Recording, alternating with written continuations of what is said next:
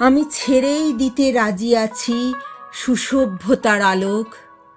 আমি চাই না হতে নববঙ্গে নবযুগের চালক।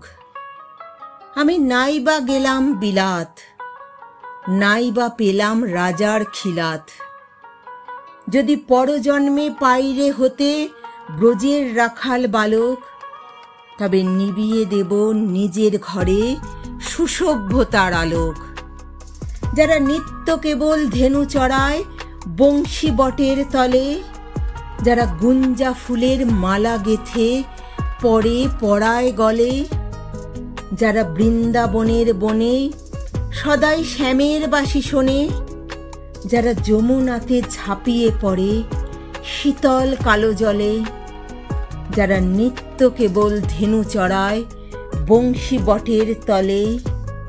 ওরে বিহান হলো জাগরে ভাই, ডাকে পরস্পরে। ওরে ওই যে দধি মন্থ ধ্বনি উঠল ঘরে ঘরে, হেরো মাঠের পথে ধেনু চলে উড়িয়ে গোখুর রেণু। হেরো আঙিনাতে ব্রজের বধূ দুগ্ধ দোহন করে। ওরে বিহান হলো জাগরে ভাই, ডাকে পরস্পরে। ওরে শাওন মেঘের ছায়া পড়ে কালো তমাল মূলে, ওরে এপার ওপার আধার হলো কালিন্দিরি কুলে।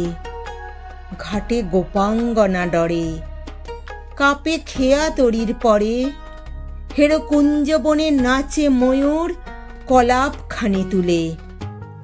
ওরে শাওন মেঘের ছায়া পড়ে কালো তমাল মূলে, মোরা নবনবীন ফাগুন রাতে নীল নদীর তীরে।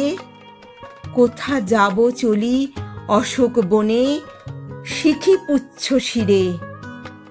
যবে দোলার ফুলরাশি দিবে নিপ শিখায় কৃষি, যবে দক্ষিণ বায়ে বাঁশির ধ্বনি উঠবে আকাশ ঘিরে, মোরা রাখাল মিলে করব মেলা নীল নদীর তীরে।